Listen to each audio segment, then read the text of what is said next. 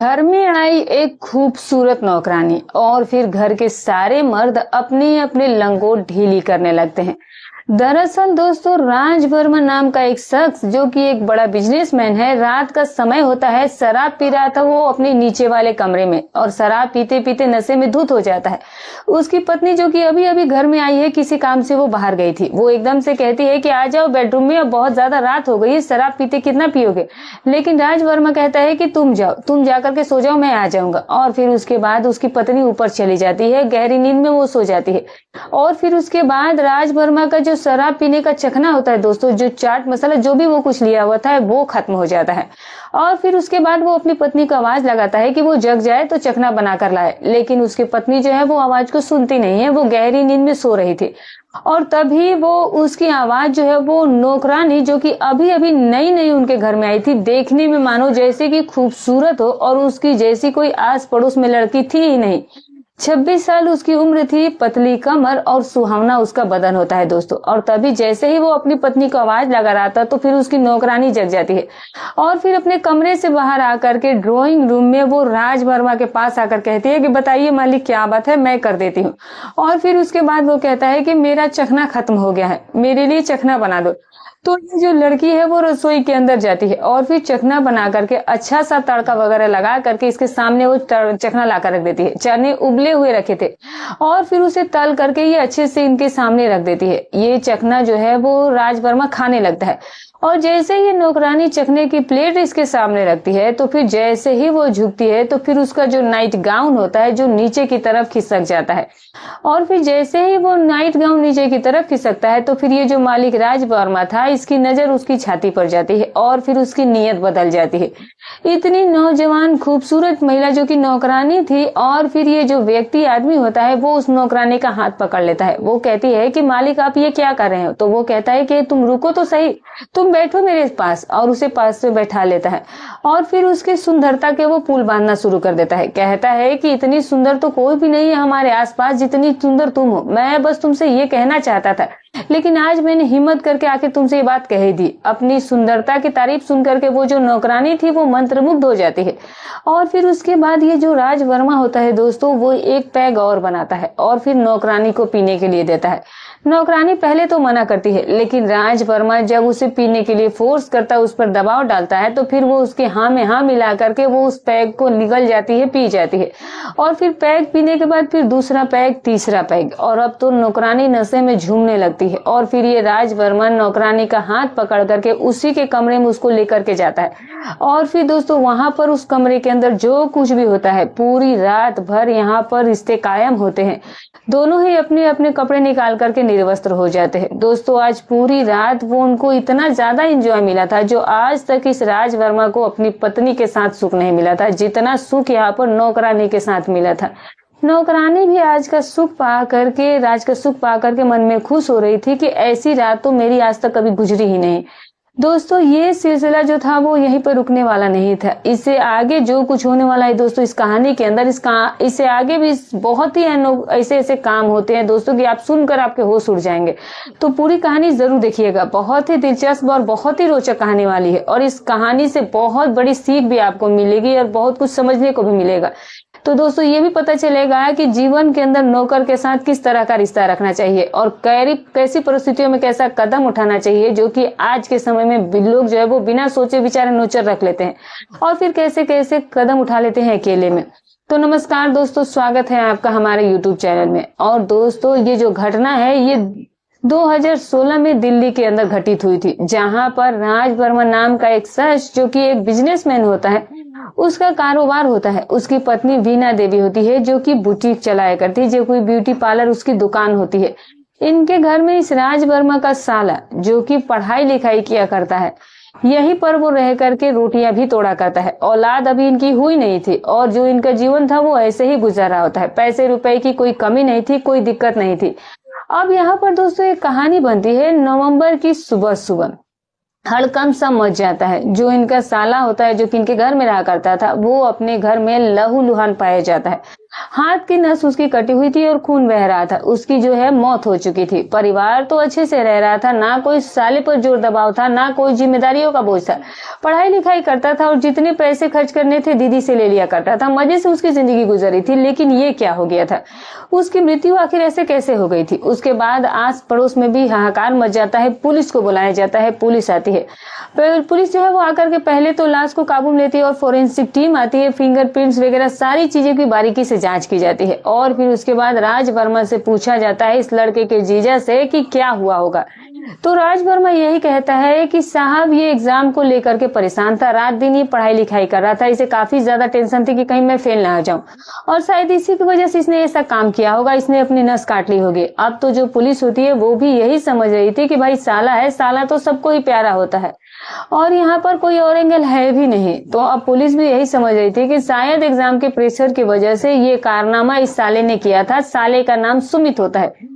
अब तो पुलिस जो है वो अपनी कार्रवाई तो कर रही थी। पोस्टमार्टम के लिए भी डेड बॉडी को भेजना ही होता है, चाहे कुछ भी हो। तो पोस्टमार्टम के लिए जब डेड बॉडी को भेजा जाता है तो फिर वहां पर एक और खुलासा होता है दोस्तों। सर पर चोट लगी हुई थी उसके। पहले पुलिस ये समझ रही थी कि शायद गिरने की वजह से सर में चोट आई हो, लेकिन सर पर चोट लगी थी उसके। और फिर दोस्तों हाथ की नस कटी थी। बिल्कुल ये बात सही थी, इसमें तो कोई दो राय नहीं था। लेकिन जो फोरेंसिक रिपोर्ट और जो पोस्टमार्टम की रिपोर्ट साथ मिलकर के आती है दोस्तों, तो ये पता चलता है कि जिस हाथ की नस कटी हुई थी उस चाकू पर उसी हाथ के फिंगरप्रिंट्स थे। अब तो दोस्तों ये बात हजम होने वाली थी नहीं। अगर उल्टे हाथ को कोई अपने नसों को काटेगा तो सीधे हाथ से चाकू पकड़ के तभी तो वो उल्टे हाथ की नस काटेगा, और अगर सीधे हाथ की नस काटेगा तो उल्टे हाथ से चाकू पकड़कर वो सीधे हाथ के ऊपर वार करेगा। लेकिन यहाँ पर ऐसा मामला था कि सीधे हाथ की नस कटी हुई थी और चाकू पर भी सीधे हाथ के ही फिंगरप्रिंट्स के निशान थे। अब यहाँ पर से कहानी जो है वो नया मोड़ लेती है। ऐसा तो मुमकिन ही नहीं था कि उसी हाथ से अपनी कलाई को काट ले, ऐसा मुमकिन ही नहीं था।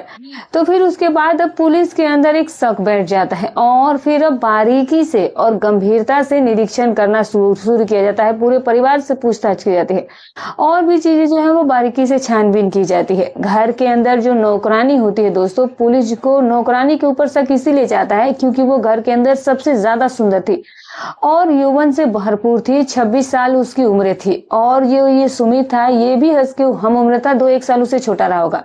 अब तो नौकरानी से उसका आधार कार्ड मांगा जाता है, उसके रिकॉर्ड खंगाले जाते हैं और फिर पुलिस के सामने एक और राज खुल करके सामने आता है कि ये जो नौकरानी है, नौकरानी का तो ये नौकर पेशा ही नहीं है, ये नौकरानी नहीं है, बल्कि ये तो सिर्फ यहीं पर नौकरानी बन करके आई है। और फिर इसके बाद इस नौकरानी से पूछताछ की जाती है। पहले तो ये इधर उधर की बातें करती है, लेकिन जब पुलिस अच्छे तरीके से नौकरानी से पूछताछ करती है तो फिर वो सारा राज तोते की तरह पुलिस के सामने बयां करना शुरू कर देती है। नौकरानी बताती है कि जो ये राज वर्मा है और जो इसकी पत्नी बीना, जो कि ब्यूटी पार्लर चलाया करती थी और इनके साथ इनका साला सुमित रहा करता था। अब राज वर्मा जो है वो बोलता है अपनी पत्नी से कि घर का सारा सामान फैला पड़ा रहता है, ना टाइम पर खाना बनता है, ना टाइम पर झाड़ू पोछा घर के अंदर लगता है। तो फिर एकदम से बीना उसकी पत्नी कहती है कि मैं अपना ब्यूटी पार्लर चलाऊं या तुम्हारे घर का झाड़ू पोछा करूं, खाना बना देती हूँ वही बहुत है। अब तो इस बात से राज वर्मा काफी परेशान था और ये बार बार यही कोशिश कर रहा था कि भाई जो मेरी पत्नी है वो भी बिजी रहती है और मैं भी बिजी रहता हूँ, घर का बुरा हाल हो रहता है, तो कोई नौकरानी मिल जाए, कोई होम मेड मिल जाए जो कि घर का काम कर लिया करे, खाना बना दिया करे, तो हम दोनों पति पत्नियों को भी थोड़ा फुर्सत मिल जाएगी। और फिर उसके बाद अब यहाँ पर दोस्तों जो ड्राइवर होता है उससे ये कहा जाता है राज वर्मा के द्वारा कि कोई होम मेड हो तो उसके बारे में थोड़ा पता करो।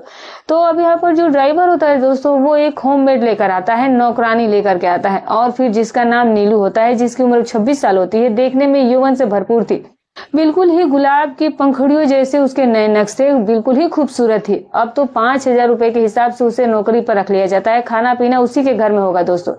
अब जैसे ही वो नौकरानी इस घर के अंदर प्रवेश करती है तो फिर जो ये जीजा होता है और जो ये साला होता है वो उस नौकरानी के ऊपर फिदा हो जाते हैं।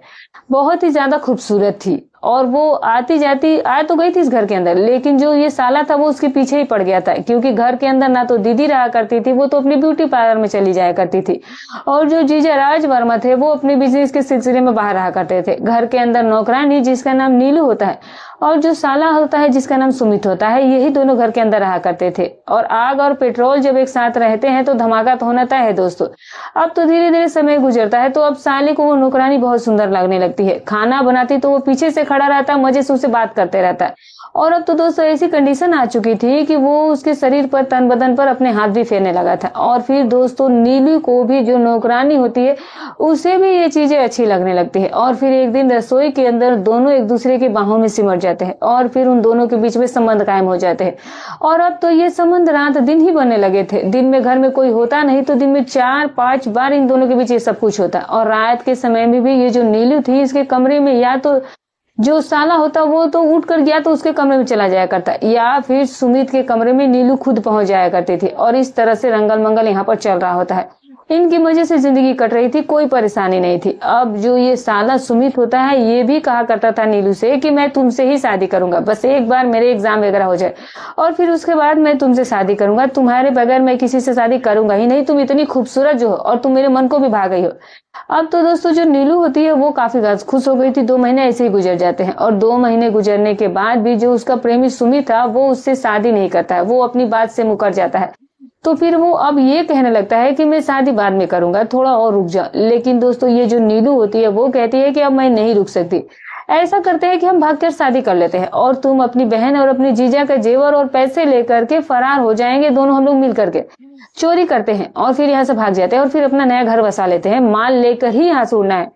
अब तो ये दोनों यहाँ पर प्लानिंग कर लेते हैं, नौकरानी नीलू और जो जीजा का साला सुमित होता है वो। अब रात होती है, दोनों की प्लानिंग हो जाती है। सुमित भी इस प्लानिंग में तैयार हो जाता है और रात को बहन और जीजा सो रहे थे तो सुमित इनकी तिजोरी खोल लेता है सारा माल उड़ाने के लिए। लेकिन इतने में ही जीजा जो है वो जग जाता है।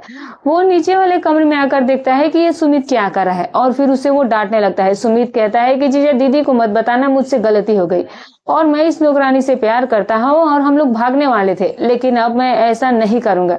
वो उससे माफी मांग लेता है तो जीजा भी चुप रह जाता है, वो किसी से कुछ नहीं कहता है। लेकिन अब जीजा को ये भी पता लग चुका था कि उसका साला तो नौकरानी के साथ मौज मस्ती कर रहा है। तो अब यहाँ पर दोस्तों जो जीजा होता है उसके भी तन बदन में कुछ उमंगे उठने लगती है और वो भी उस नौकरानी के साथ कुछ करना चाहता था, लेकिन डायरेक्ट कहे तो कहे कैसे। अब इसी तरह से दोस्तों यहाँ पर एक दिन की बात और होती है कि अब ये जो नीलू होती है ये दोबारा से सुमित से कहती है कि तुम दोबारा से चोरी करो, ऐसे काम नहीं चलेगा, हम लोग भाग जाते हैं। सुमित बेवकूफ उसकी बातों में फिर से आ जाता है और फिर आज की रात घर के अंदर उसकी बहन थी नहीं, सिर्फ उसका जीजा था। चोरी करने लगता है, सोचता है कि जीजा नशे में धुत है, लेकिन दोस्तों आज भी जीजा नीचे आकर के उसे पकड़ लेता है और उसके ऊपर वो पिटाई लगा देता है और उसे घर से निकाल देता है। अब घर के अंदर सिर्फ और सिर्फ नौकरानी रह गई थी। और फिर उसके बाद क्या होता है दोस्तों कि यहाँ पर वो अपनी पत्नी को बता देता है कि तुम्हारा भाई चोरी कर रहा था। तो अब उसकी पत्नी भी क्या करती, चोर को थोड़ी ना वो घर में रखने वाली थी। लेकिन अब धीरे धीरे समय गुजरने लगता है। जो राज वर्मा होता है ये नहीं बताता है अपनी पत्नी को तुम्हारी भाई का नौकरानी के साथ रिश्ते हैं, क्योंकि वो खुद भी यहाँ पर अपना मामला सेटल करना चाहता था और इसीलिए इस बात को वो दबा लेता है। अब धीरे धीरे समय गुजरता है और जैसा कि मैंने आपको कहानी की स्टार्टिंग में बताया, एक रात की बात होती है। जो राज वर्मा होता है वो शराब पी रहा होता है नीचे ड्राइंग रूम में और वहीं पर पास में उसकी नौकरानी का कमरा था और फिर उसकी पत्नी का बेडरूम ऊपर था। पत्नी आती है कि चलो ऊपर चलो, बहुत ज्यादा देर हो गई, लेकिन वो कहता है कि मैं आ रहा हूँ, तुम जाकर के लेटो। और पत्नी ऊपर चली जाती है, गहरी नींद में सो जाती है। 12 बज जाते हैं। तब वो नौकरानी से ही आवाज लगाता है अपनी पत्नी को चखने के लिए, लेकिन नौकरानी जगती है, चखना देती है और फिर इन दोनों के बीच में संबंध कायम हो जाता है। ये तो मैंने आपको कहानी की स्टार्टिंग में ही बताया। दोनों के बीच में रोज रोज ये काम होने लगा था। अब धीरे धीरे समय गुजरने लगा था। एक दिन की बात होती है रात को कि जो पत्नी वीना थी वो घर पर थी नहीं। इन दोनों के रिश्ते कायम हो रहे थे और तभी वहां पर साला सुमित आ जाता है और दोनों को निर्वस्त्र पकड़ लेता है। अब साला इसे धमकी देता है कि मैं अभी दीदी को बता दूंगा और अभी मैं दीदी को बता नहीं जा रहा हूँ, लेकिन दीदी ऊपर मिलती नहीं है और उसके बाद वो फोन करने लगता है। तो फिर जो नौकरानी होती है वो सोचती है कि अब ये सबको भांडा ये फोड़ देगा तो क्या होगा, क्योंकि जो नीली थी उसने सोचा कि सुमित तो कुछ कर नहीं पाएगा तो इसके जीजा को ही फंसा लेती है और इसी के चक्कर में वो जीजा के साथ मौज मस्ती कर रही थी कि इसके जीजा से पैसे ऐठूंगी। लेकिन अब जो दोस्तों सुमित होता है वो एकदम से जब इसे पकड़ लेता है तो वो फोन कर लेता है।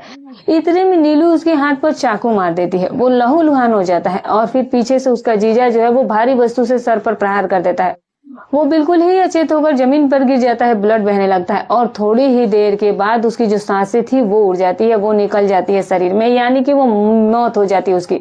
और जब उसकी मौत हो जाती है तो उसके बाद क्या होता है दोस्तों यहाँ पर कि जो ये दोनों लोग होते हैं, ये लोग चालाकी करते हैं। ये कहते हैं कि इसके चाकू के इसके ही के हाथ में पकड़ा देते हैं और फिर फिंगरप्रिंट लगा देते हैं इसी के, और फिर हम ये कह देंगे कि भाई एग्जाम की वजह से टेंशन में था और इसीलिए इसने ऐसा किया है। अब ये ध्यान नहीं देते हैं और हड़बड़ाहट में जिस हाथ की नस काटी गई थी उसी हाथ के फिंगरप्रिंट उस चाकू पर लगाकर वहीं पर उस चाकू को छोड़ देते हैं। समझते हैं कि अब पुलिस यही समझेगी कि इसने खुद ही अपनी जान ली होगी, यानी कि खुद ही अपनी गलती होगी, लेकिन वो ये भूल गए थे, ये गलती कर चुके थे। ये सारी बात वो लोग बताते हैं।